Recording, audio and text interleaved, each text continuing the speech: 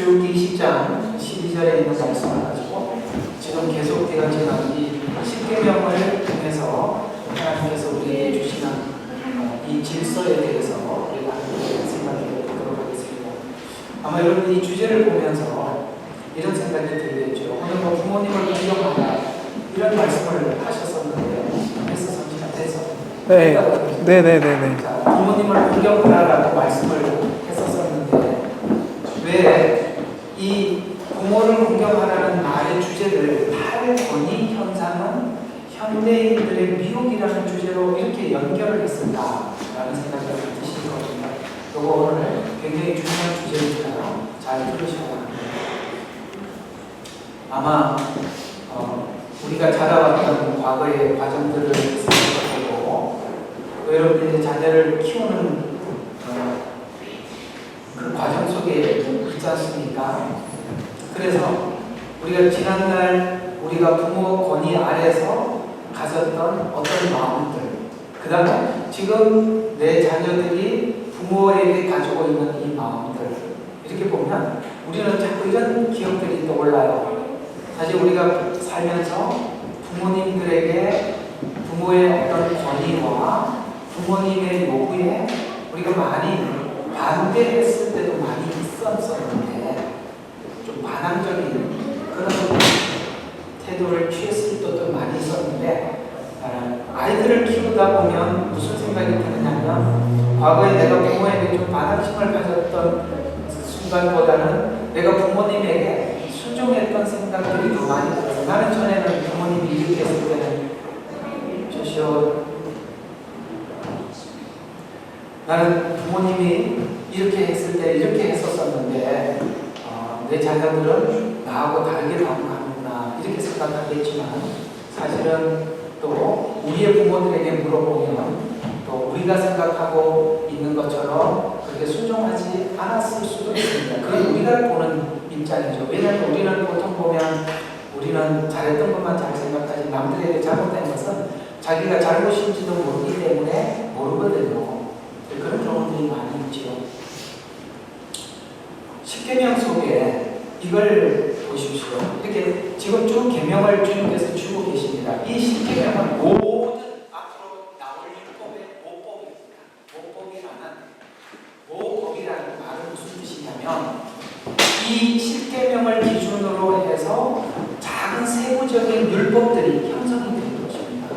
그런 차원에서 우리 국가에도 보면 헌법이라는 것이 있죠. 헌법은 그 나라를 세운 정신이 깃들어져 있는 것이지요. 그러나 헌법은 세부적이지는 않지만 모든 법을 만들 때 이 헌법에서 기준한 이걸 기준으로 해서 세부적인 법을 만들겠다라는 그 국가의 건국 이념이 담겨 있는 것처럼 하나님 나라에도 하나님은 하나님의 정신을 담아둔 것 이것이 바로 십계명에 있습니다. 그러니까 여기는 뭐 부모에게 어미나 아비에게 그 권위에 순종해라라고 말씀을 하고 있지만 이 내용은 율법에 점점 세부적으로 하고 있는데 그 중에 지금 몇 번째죠? 이 법의 5번째 곧 이제는 4번째까지는 대부분 하나님에 관한 법이었다면 5번째부터 10계명까지는 사람에 대한 법인데 그 사람에 대한 법을 우리에게 말을 할 때 가장 먼저 올린 것이 부모와 자녀의 관계 속에 이 법을 끼워 넣었다는 것에 굉장히 중요한 정신이 담겨 있다는 것이죠. 왜 하나님은 이렇게 부모에게 권위에 순종하라는 말을 이 십계명에 사람과의 관계법 중에서 가장 1순위로 집어넣느냐는 것은 굉장히 중요한 의미를 가지고 있습니다. 그런 의미들이 왜 어떻게 담겨 있는지 한번 생각해 보도록 하죠. 자, 십계명을 크게 둘로 나누어 보면 하나님과의 관계, 그 다음에 공동체, 이웃과의 관계 이렇게 둘로 나눌 수가 있습니다. 하나님의 백성이 하나님께서 허락하신 공동체를 세우고 유지하기 위해서 필요한 최소의 계명이죠. 자, 본문은 부모를 공경하라는 말은 예를 들어서 공동체, 하나님이 세우신 공동체라고 하면 교회가 있을 것이고 가정이 있을 것이고 국가가 있을 것이 맞죠. 그래서 하나님께서는 부부를 아담과 하와를 만나게 하고 자녀를 낳게 하고 가장 먼저 세운 것은 가정이라는 공동체입니다. 그 다음에 이 가정이라는 공동체에서 함께 신앙을 고백하는 사람들이 모인 공동체, 구약으로 표현하자면 이스라엘이요, 신약으로 표현하자면 교회죠. 이렇게 우리가 함께 모여서 살아가고 있죠. 또 우리는 어떤 한 나라라는 국가라는 체제 아래 우리가 속해 있지요. 그런데 어디를 가든지 가정에서도 뭐가 있냐면 권위자가 있고, 교회와도 하나님이 권위자를 세워놨고 국가에도 권위자를 세워놨다는 것입니다. 왜? 그냥 그런 거 세우지 말고 각자가 나름대로 알아서 신앙생활을 하고 알아서 하게 하지 왜 권위자를 세워놨느냐, 이게 참 중요한 이해입니다. 자, 권위와 질서가 필요하기 때문에 세웠는데, 그 중에 가장 하나님이 많은 권위를 부여해 준 것이 바로 부모예요. 그래서 부모는 가정에서 최고 권위자로 세워서 그 가정의 질서를 유지시키고자 한 것입니다.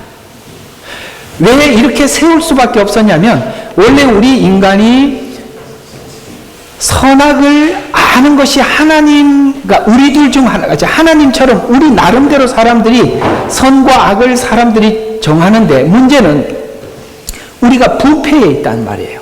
썩어 있단 말이에요. 그러니까 썩어 있기 때문에 더 썩어갈 거예요. 그런데 이 더 썩어가는 것을 우리가 더 부패를 방지하기 위해서는 누군가가 내 앞에 권위자가 내 스스로 이 부패를 방치할 수가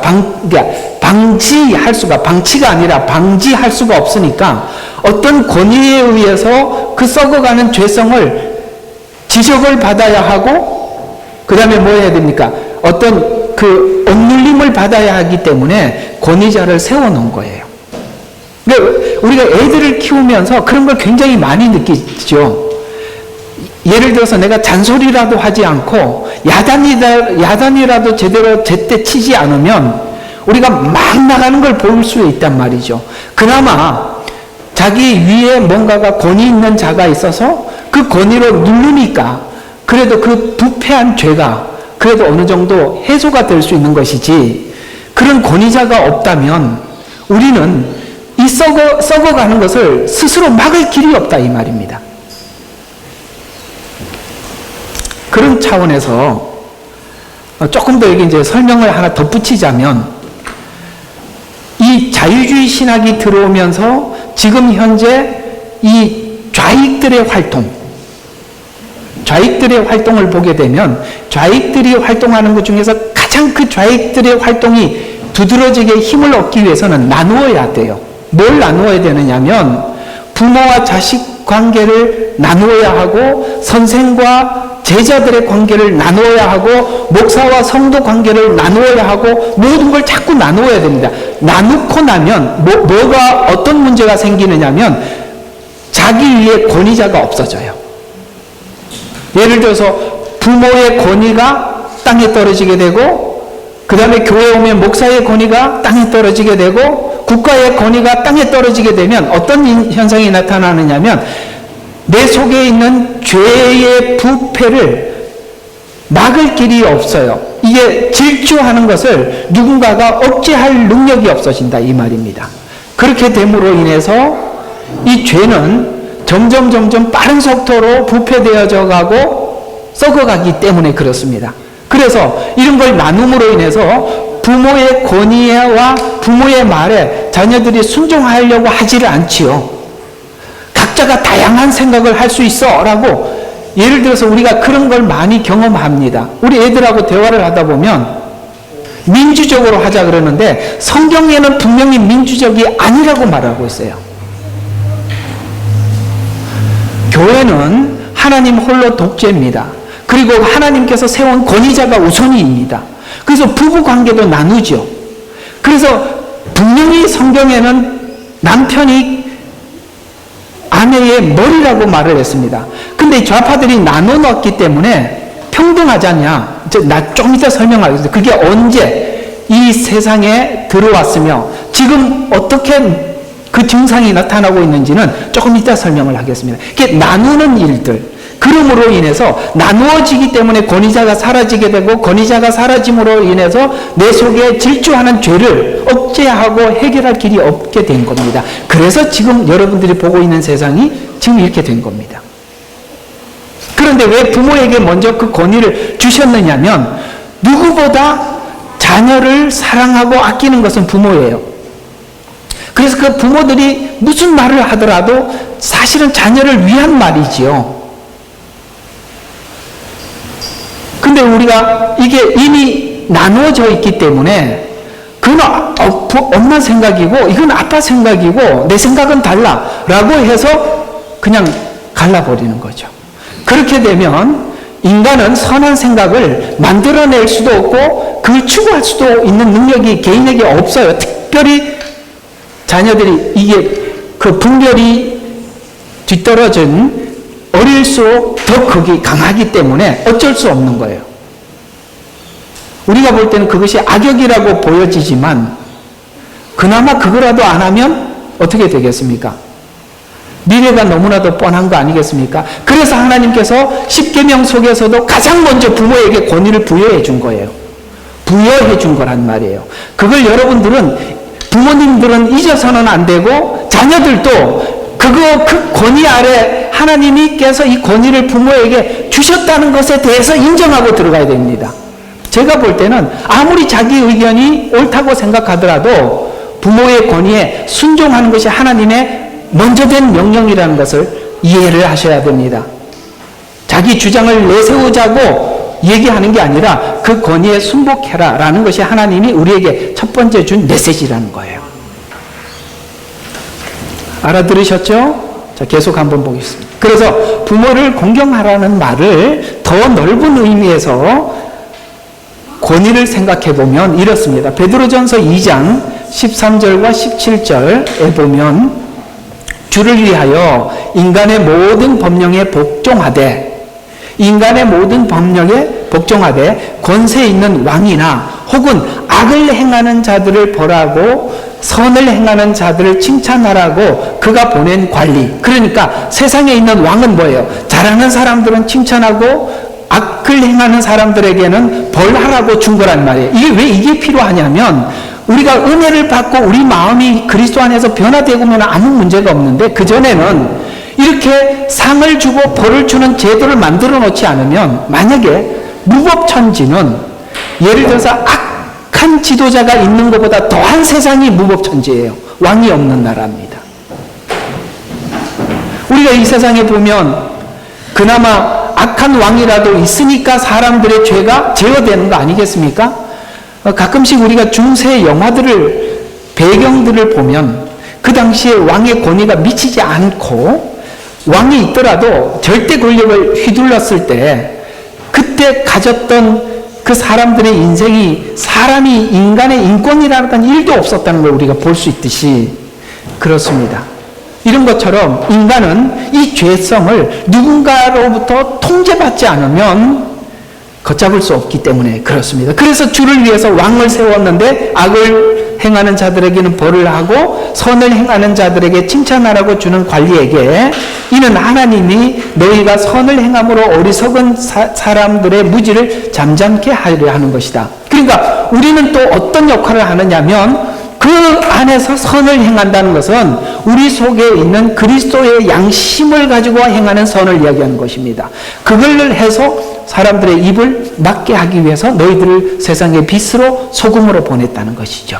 우리의 역할은 한 차원 더 높은 차원에서 그들에게 선을 보여주는 자로 하나님이 보내주셨다라고 하면서 자유롭게 행하되 너희의 자유를 악의 구실로 사용하지 말고. 아멘. 이게 무슨 뜻이냐면, 세상 사람들은 자유를 주면은 그 자유를 가지고 악으로 변형해서 사용하는데, 우리에게는 하나님이 주신 이 자유의 마음이 모든 선택을 선을 선택하는 것으로 사람들에게 보여주는 선, 그 자유를 뭘로 사용하지 말고 악의 구실로 사용하지 말고 하나님의 종들로서 사용해라. 하나님의 자녀된 자로서 그렇게 사용해라 그렇게 해서 모든 사람을 존경하고, 그게 어떻게 하라는 거예요? 모든 사람을 존경하는 것으로, 형제를 사랑하는 것으로, 그 다음에 하나님을 두려워하는 것으로, 왕을 존경하는 것으로 사람들에게 보여주라는 거예요. 이건 세상 사람들이 할 수 없는 것이죠. 세상 사람들은 그저 뭐밖에 못하느냐면 벌을 하니까 안 하고 칭찬하니까 잘하고 이거밖에 못하는데, 우리는 그걸 훨씬 넘어서 이런 사람으로 보여요. 그래서 세상 사람들이 선을 행하는 것과 우리가 선을 행하는 것이 서로 전혀 다른 성격을 가지고 있다는 것이죠. 이런 의미에서 부모를 공경하라는 말을 오늘 이 베드로전서 말씀을 가지고 확대해서 설명을 하면, 통치 방법과 질서를 유지하는 방법으로 하나님은 권위자를 세우고 또 권위를 부여하신 공적 권세를 복종하라는 거예요. 아멘. 이건 하나님께서 세우신 공적 권세라 이 말입니다. 그러나 여기에서 다는 아니고 뭐지요? 말씀에서 벗어난 것을 주장하는 것은 예외. 예를 들어서 하나님께서 이걸 하지 말라라고 했는데 부모가 그걸 하라라는 이 문제는 아니라는 거죠. 그런 이야기는 아닙니다. 그걸 포함한 건 아닙니다. 그래서 이스라엘 백성들은 로마의 압제 아래서 아까 베드로전서 이 명령을 받고 있는데, 정부가 존재하는 이유는 그 시대 상황에서 하나님께서 해야 할 일이 있고 또 전달해야 될 내용이 있기 때문에 그 시대에 맞는 지도자를 세우는 것이에요. 그래서 이 백성들이 너무 악하면 악한 왕을 세워서 뭘 하죠? 그 악을 그들에게 드러냄으로써 모든 백성들의 그 악을 보게 만들고 해결하게 만드는, 이해가 가십니까?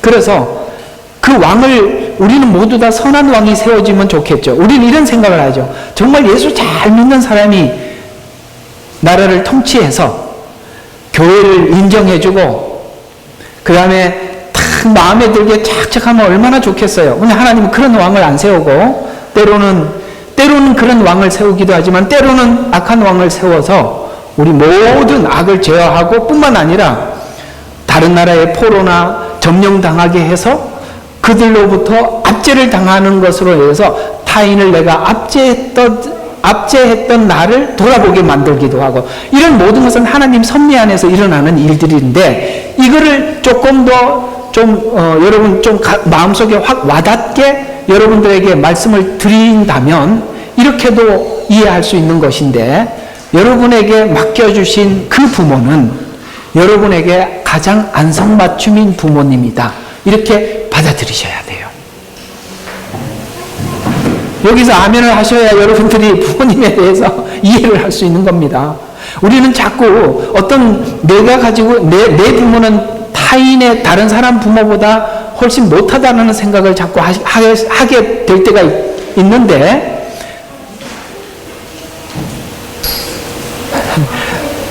나는 누구냐 이거죠. 근데 이걸 자꾸 잊어버려요. 그래서 우리가 너무 좋은 부모, 너무 좋은 지도자, 그 아래에 있으면 사람이 아무것도 되는 게 없습니다.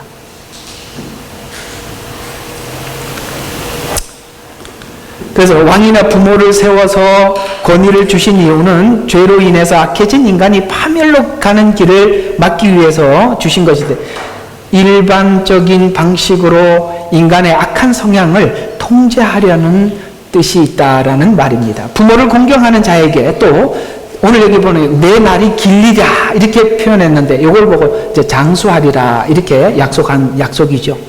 그 장수에 관한 여러 가지 약속들을 보게 되면, 자, 부모님의 그 권위 아래 순종하고 부모님의 말에 순종을 하고 따라간다면 내 생명이 길리라 라는 말 속에는 여러 가지가 포함이 되어 있는데, 내 생명의 시간이 긴다라는 뜻도 있지만 내 주변에 있는 모든 것이 평화롭다는 거예요. 그러니까 이게 이렇게 저는 예수님 믿지 않는 부모님 아래 처음에 이렇게 했습니다. 항상 저희 아버님은 저보고 이렇게 제가 볼 때는 그때는 잔소리였는데 항상 뒤에 그런 이야기를 덧붙여요. 자식 잘못되라고 권면하는 부모가 있냐라고 하는데, 그 말이 사실 또 더 기분 나쁘더라고요. 지금 생각해보면 다 옳은 이야기 맞아요. 근데 제가 옳지 좀 그랬던 거는 술을 먹지 않고 말을 했더라면 그게 다 예스 할 텐데 술을 드시고 3시간을 말씀을 하셨는데 설교로 요약하자면 10분도 안 될 걸 한 얘기 또 하고 한 얘기 또 해서 그렇지 옳은 이야기 맞아요. 틀린 이야기는 아닌데 술을 드시고 반복해서 했다 이거죠. 그 얘기인데 어쨌든 그렇습니다. 자, 장수한다는 이 약속은 그 우리가 부모님들의 권면이 틀린 이야기가 아니라는 거죠. 이 말을, 이 명령을 지키면 신명기 4장 40절에 보면 내가 오늘 내게 명령하는 주의 규례들과 계명을 지킬지니라. 이는 너와 내 뒤에 올 내 자손이 잘되어 주 너의 하나님께서 내게 주시는 땅에서 영원히 오래 살게 하리 함이라. 여러분, 우리가 이렇게 살 때 사실 우리 삶에 평온함이 있어요. 그러면서 주신 명령을 따라 사는 것 중에서 어떤 것을 따라 살아야 하는가에 대한 말씀이 이어서 설명을 하고 있는데 5장 16절에 보면 주 너의 하나님이 내게 명한 대로 내 어미와 아비를 공경해라. 그리하면 주 너의 하나님께서 내게 준 땅에서 내 날들이 길어지고 잘되리라. 아멘. 길어지고 잘되라는 거예요. 잘되리라. 그러니까 자녀를 가장 사랑하는 게 부모예요. 그러니까 자녀에 대해서도 가장 잘하는 게 부모예요. 뭘 고정하고 수정하고 고쳐야 되는지 아니까 부모가 권면하는 거예요. 그걸 듣고 네가 따랐을 때 분명히 잘 될 거라는 말이죠. 그걸 이게 우리 속에 있는 반항심이 자꾸 그걸 받아치게 만드는데 그 받아치면 관계도 어그러질 뿐만 아니라 사실 자기에게도 큰 유익은 없어요.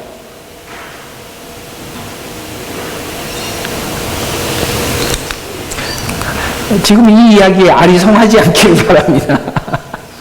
자, 동일하게 또 이런 이야기가 있어요. 이게 무슨 이야기냐. 자, 신명기 22장 6절과 7절에 보면 자연 질서 속에서도 질서 있게 대하라는 것인데요. 자, 새의 둥지가 길가에 어떤 나무에 있는 것이거나 땅에 있는 것이거나 새끼들이거나 알들이거나 또 어미가 새끼를 품고 있는 것이거나 알들을 품고 있는 것이거나 내 앞에서 만나게 되거든 너는 어미새를 그 새끼와 더불어 취하지 말지니라. 여러분 우리가 가다가 새 둥지를 봤고 그 새 둥지에 어미새가 새를 품고 있는 걸 봤다 이 말이죠. 그러면 어미새도 있고 알이 있는데 그 더불어 다 취하지 마라. 그리고 너는 어떻게 해서든지 어미새는 놓아주고 새끼만 취하지. 왜냐하면은 이 어미새는 알을 빼앗기지 않기 위해서 막 반응할 거니까. 그리고 어떻게 해서든지 어떻게 합니까? 어미새는 놓아주고 새끼만 취할지니라. 그렇게 하는 것이 내게 좋고 그래야 장수하리라. 이게 뭐냐면 세상에 있는 질서 속에서도 우리가 아량을 베풀고 그 질서에 따르는 거예요. 그걸 다 취하게 되면 그 모든 뭐죠? 종족들이 멸하겠죠. 이걸 이제 제가 여기에 하나 덧붙였어요. 싹그리 그물을 사용하지 말라. 그러니까 그물도 왜 이렇게 망을 크게 하느냐면 그 이상 되는 고기들은 빠져나가라는 뜻이잖아요. 그 싹그리는 어떻게 합니까? 새끼까지 싹 잡아버리지 않습니까? 그래서 이렇게 국가들마다 자연을 보호하고 바다를 보호하기 위해서 뭐 합니까? 그렇게 그물에 어떤 메쉬가 있지 않습니까? 그 이상은 잡지 말라라고 하는데 어떤 나라는 가보니까 정말 새끼도 한 마리 빠져나가지 못하러 싹 끌어버리는데 그러면은 자연계가 파괴되듯이. 그러니까 이게 부모에게 권위에 순종하라는 말은 이건 자연 질서다라고 오늘 여기 신명기 말씀을 가지고 우리에게 다시 보충해 주고 있는 것이죠. 이해가 가시죠? 이거는 자연 질서다. 이거는 천성의 질서다. 뭐 이렇게 표현을 해야 되는가요? 그런 이야기죠. 그래서 국가, 부모, 자연에게 정직하게 산다면 세상은 더 평화롭고 그 다음에 점점 그 어떤 종족을 멸하지 않을 것이고 평온하게 될 것이다. 그래서 25장 15절과 16절에 보면 너는 완전하고 정확한 추를 가지며 완전하고 정확한 뒤를 가지되 이게 뭐 공정한 상식. 아까 말한 그 새를 만났을 때처럼 우리가 공정한 상식을 가진다면 부모에게 그 부모의 말이 틀리지 않을 거고 그것이 옳다 이 말이에요. 공정한 상식을 가지면. 그러면 그래야 주 너희 하나님께서 내게 주시는 땅에서 너의 날들이 길리니 이는 그 같은 일들을 행하는 모든 자와 불의하게 행하는 모든 자는 주 너희 하나님 가증함이니라. 오늘 자꾸 이렇게 자녀들에게 불리한 이야기가, 불리한 이야기는 아닌데 부모님들에게도 제가 한마디 해야 될 것 같습니다. 야, 그러면 하나님 주신 권위는 맘대로 해도 되네? 근데 부모님들에게 딱 하나님이 한마디 하셨죠. 뭐라 그랬습니까? 부모들 노엽게 하지 말라는 거야. 노엽게. 애들이 왜 말을 권위가 없어요? 노엽게 하니까 거기 권위가 없는 거예요. 아마 여러분들도 이런 상처들이 있을 거예요. 부모님 말이 틀린 건 아닌데 노엽게 해서 다 틀린 것처럼 들리는데 사실은 들어보면 맞는 이야기 맞아요. 어쩌면 우리가 이런 인생을 살아가고 있을 수도 있어요. 내가 부모님에게 들었던 말들을 다른 사람에게 지금도 듣고 있다. 그렇다면 그 부모님 말은 맞는 거예요. 방식에서 노엽게 하지 말아야 될 텐데, 그죠? 따라서 부모에게 그 다음에 자연 질서에게 이웃에서 공평하고 정직하게 살 때 우리는 장수하게 된다는 뜻입니다. 정직과 성실히 행하면 장수한다는 뜻이 되는데 본인이 행복하고 또 두렵지 않고 노력한 만큼 얻게 되고 대접을 받고 사는 복을 누리는 것이라는 뜻입니다. 이게 장수라는 말이 여기 다 포함이 되어 있는 것이죠. 이 통치의 질서의 속성에는 하나님의 공의로우신 하나님이라는 말이 됩니다. 그래서 이런 권위가 무너진 참 이게 많이 무너져 있는 현대를 우리가 살아가고 있는데 그것이 언제 어떻게 이렇게 무너져서 이 권위가 사라졌나? 그 역사적 사실을 보면 중세시대는 하나님이 주신 권위와 계명을 권세자들이 사실 하나님의 권위라는 이름으로 악용을 해온 바람에 사람들이 이렇게 반항심으로 나타난 게 르네상스 운동이죠. 그래서 이런 프랑스 혁명이 일어나고 계몽주의가 발달하면서 인권을 기반으로 이게 이제 문제가 된 게 신권이 인권으로 바뀌어지면서 어떤 문제가 생겼냐면 그 프랑스 혁명의 새 슬로건을 아십니까? 자유, 평등, 진리입니다. 근데 이게 성경에서 말하는 것과 전혀 다른 이야기가 돼버린 거예요. 그래서 이게 기독교에서 사용한 용어와 다른 현상으로 나타나게 돼. 자유라는 이름을 통해서 개인의 권리를 가지고 오면서 그 개인의 권리가 오용이 됐단 말이죠. 그러니까 하나님께서 왜 인간에게 브레이크를 잡을 수밖에 없는 이게 사이드를 옆에다가 두어서 이걸 항상 제어하느냐면 인간의 선악과 따먹고 난 이후에 인간의 성향을 너무나도 잘 알기 때문에 이렇게 사이드 브레이크를 채워놓은 거거든요. 근데 그게 또 사람들의 욕심에 의해서 권위를 부여하니까 마음대로 사람을 그 권위 아래서 복종시키고 오용을 했기 때문에 사람들이 반발로 나타난 게 프랑스 혁명이에요. 그 계몽주의잖아요.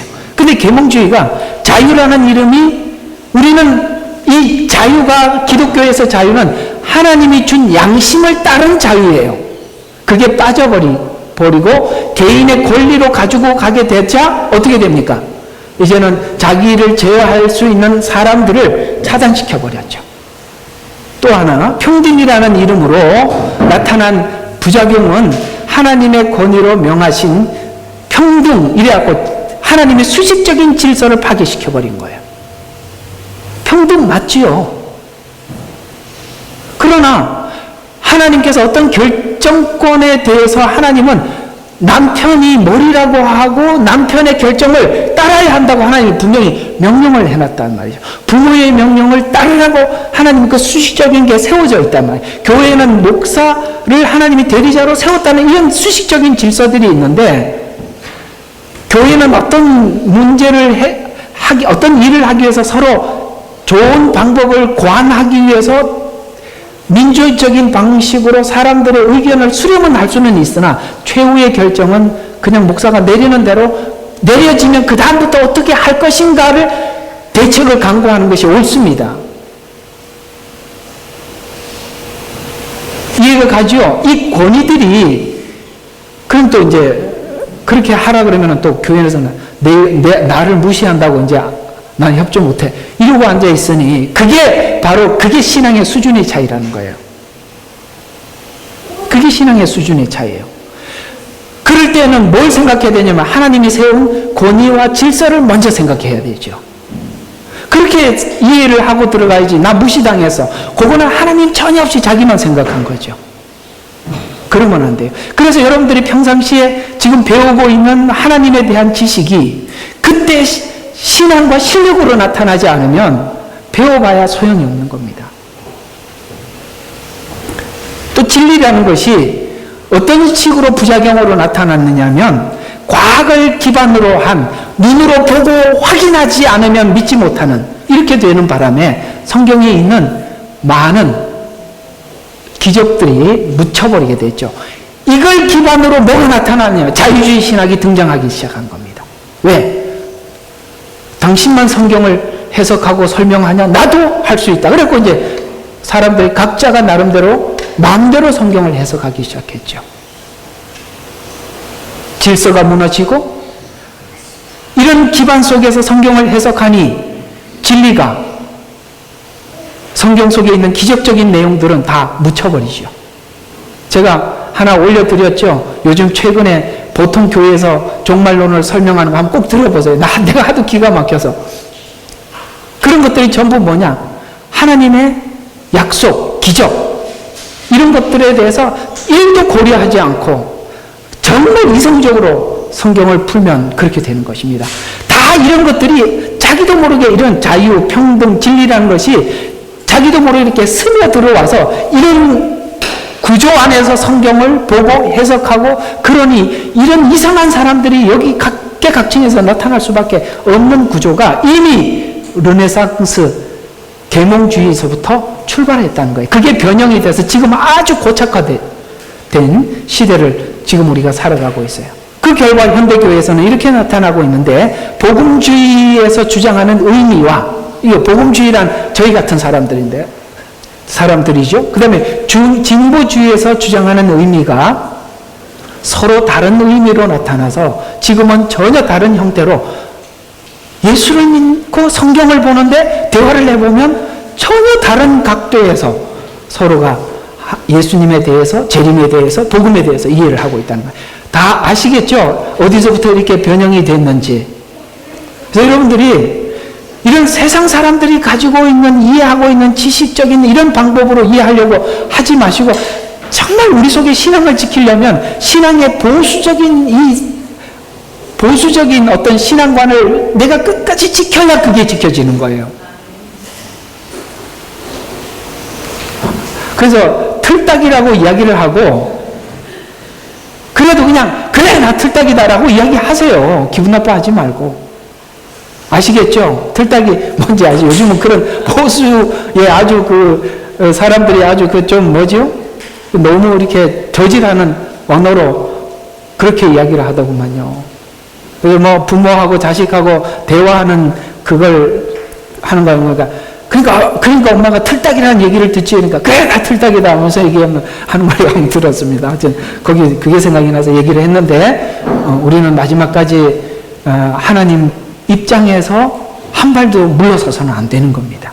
그래서 하나님께서 주시는 모든 권위의 질서는 첫 번째 누구? 하나님.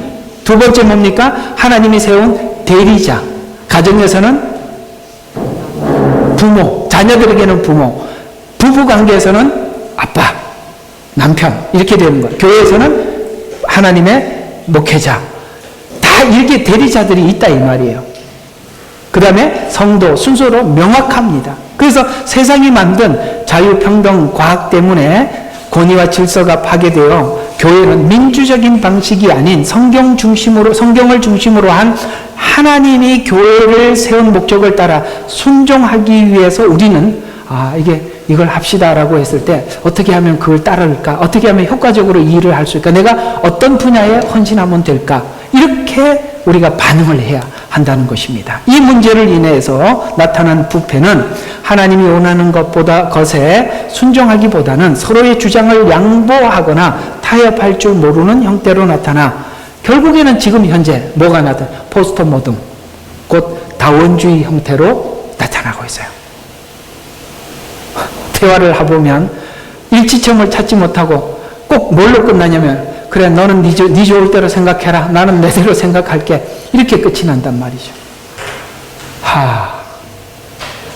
할 말이 없어요. 그죠? 이게 포스트 모덤은 종교에서만 나타나는 것이 아니라 개인에게도 나타나고 있는 증상이죠. 그래서 다원주의의 미혹은 개개인의 주장이 중심이 되어 성경의 절대성, 그 다음에 예수님의 유일한 구원이 각자의 주장대로 이해해서 구원에 대한 이야기도 서로 다르고 참 이상해요. 그죠? 그래서 이것이 아담이 먹은 선악과 사건과 같은 현상이 현대 상황에 맞추어 나타난 결과로 이것이 마치 사사기에서 지적하고 있는 왕이 없으므로 각자의 소견대로 옳은 대로 행했던 그 사사기 현상이 그 포스트 모덤 아니에요.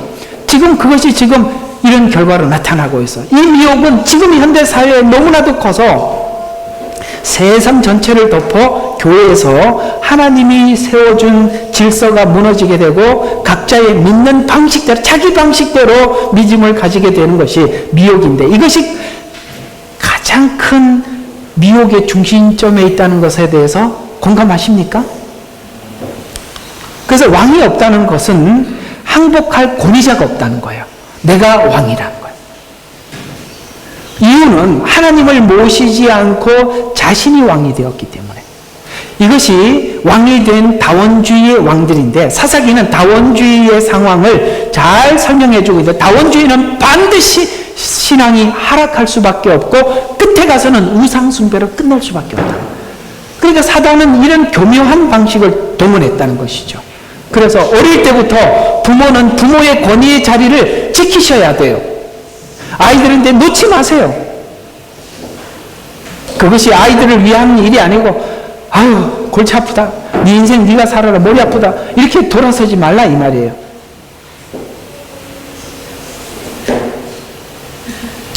우리 마지막까지 하나님 앞에 주신 소임도 이것도 소임을 다해야 되는 부르심이라고 여겨집니다. 자신이 왕이 된 다원주의 왕들이, 사사기는 다원주의의 상황을 설명해주고 있고, 선악과 먹은 후 선과 악을 아는 것이 각자의 방식대로 되어서, 이것이 바로 이 증상이 죄의 증상이라는 거예요. 이 성향이 세상의 세속성과 죄를 억제하고 거룩을 추구하는데 거부감을 들게 만들죠. 우리 마음속에 있는 권위에 대한 거부감, 반항심이 말씀을 통해 성도들을 거룩하게 만드는 것을 거부하는 것으로 나타나고 있어요. 그래서 이런 게 있어요. 여러분, 치료를 해야 될 부분이 있어요. 부모에게 반항심을 가지고 거부감을 가지고 있는 사람은 교회 와서도 어느 정도 은혜를 받을 때는 몰라도 어느 순간에는 목사에게도 그 부모에게 가졌던 반항심이 그대로 나타나서 여러분의 신앙에 엄청난 데미지를 줍니다. 몰랐죠? 그렇게 증상이 나타날 걸. 그러니까 누가 내 앞에 어떤 권위자가 나타나도 반항심으로 반응하지, 복종으로 반응하지 않습니다. 그건 하나님이 주신 명령으로 깨트려야 되는 거예요. 자기와 싸워야 되는 거예요. 실제 여러분들의 전쟁은 여기서부터 출발을 해야지, 이 전쟁을 하지 않고 내가 뭔가를 했다는 것은 그대로 있는 상태에서 그냥 올려놓은 거예요. 언젠가 이게 확 움직이기 시작하면 확 섞여버리는 거예요. 아시겠습니까? 그대로 있는 상태에서 먼지만 올려 있는 거예요. 은혜라는 먼지만 올려져 있는데 언젠가 내 마음이 요동치기 시작하면 반항심과 아울러져서 은혜가 다른 형태로 나타나는 거예요.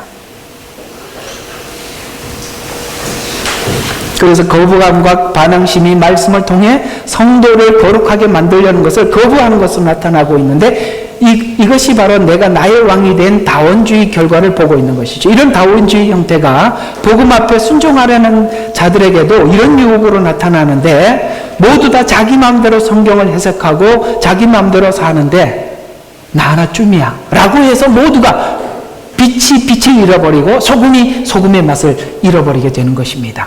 나 혼자 꼭 이렇게 할 필요가 있겠나? 이런 유혹이 들게 마련이죠.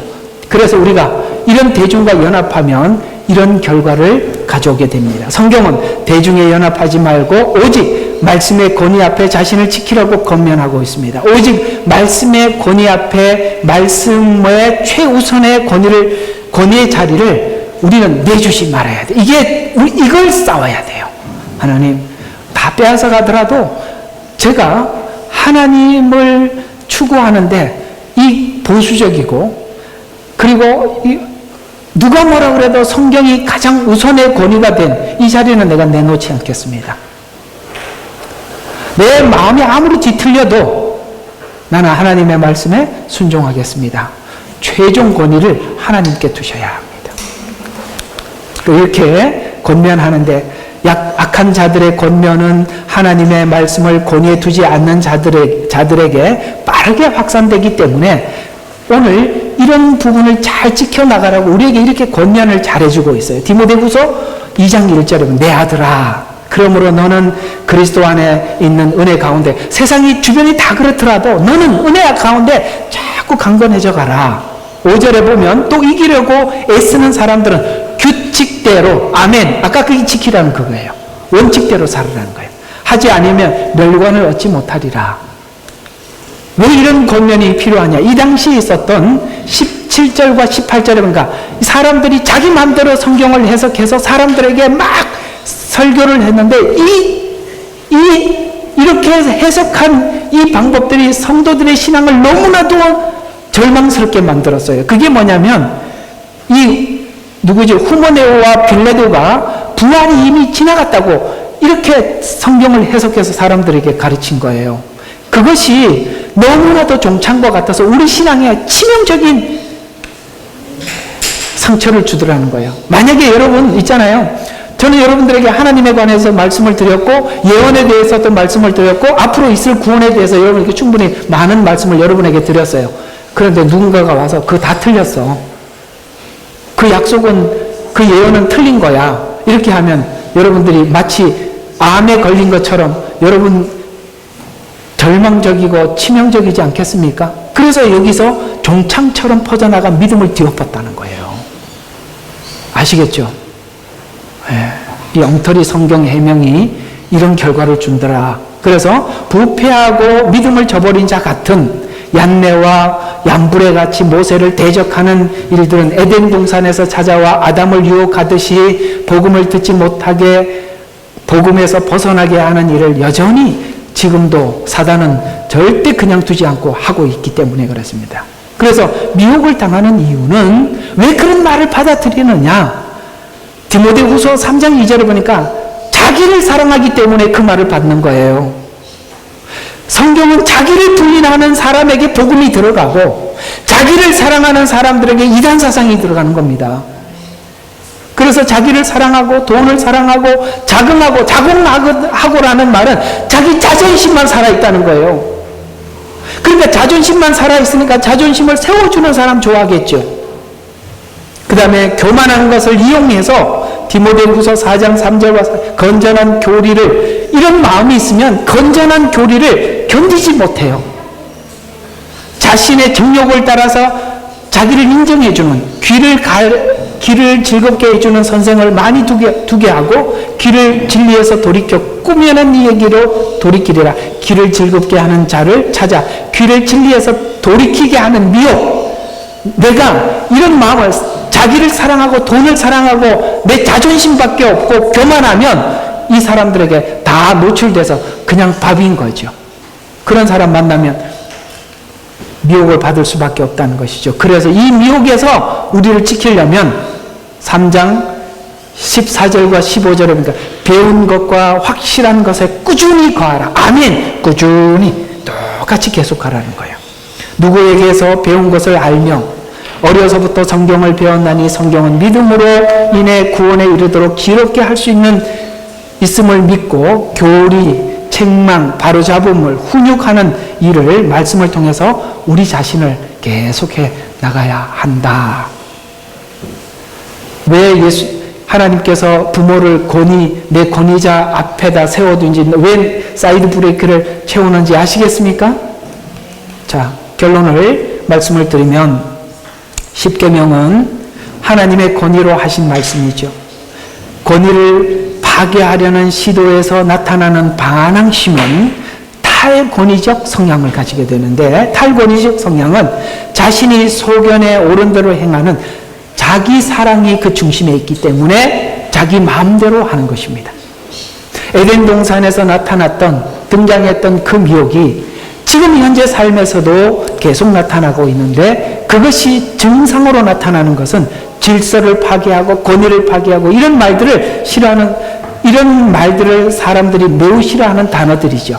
그래서 여러분, 이 권위라는, 하나님이 이 권위를 제게 주셔서 여러분들을 양육하고, 혹은 여러분들이 죄에서 빗나갈 때, 죄로부터 이렇게 죄를 받아들이려고 할 때 제가 여러분들의 강한 어조로 여러분들에게 그 죄에 대해서 지적하게 하도록 저를 하나님께서 세우셔서 권위자로 주셨습니다라는 말에 여러분들이 화가 나지 않기를 바라요.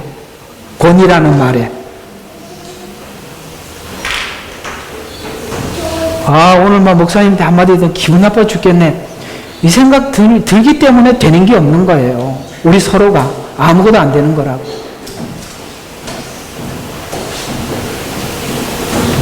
그래서 우리 기억 속에 멀어져간 단어들이 이런 단어들이죠. 어른, 싫지요. 선생, 싫지요. 목사, 스승, 이런 말들이죠. 한동안, 여러분 아시다시피 한동안 이런 자들이 심한 공격을 당했던 거 알고 있지요? 왜요? 아까 말씀드린 것처럼 나누었다고 말씀을 드리지 않습니까? 그래서 권위에서 이탈하려는 자기 자랑, 자기 사랑 또한 이 미혹임을 알아차렸으리라 믿습니다. 기도하겠습니다. 하나님, 오늘은 부모를 세우셔서 우리의 권위자로 세워주시고 우리의 죄의 부패를 억제하도록 주신 권위자임을 하나님께서 우리에게 말씀하고 계십니다. 아버지 하나님, 내 위에 나를 억제할 수 있는 사람이 없다면 나는 사사위기 시대와 같은 마음으로 돌아가 내 마음은 엉망진창이고 질서를 잃어버리게 될 것입니다. 그나마 하나님께서 권위자를 세우셔서 우리로 권면하게 하고 책망하게 하고 교훈하게 하시니 감사를 드립니다. 그 권위 앞에 아멘 하도록 아버지 하나님, 아멘으로 반응하도록 축복하여 주시옵소서. 바로 축도하고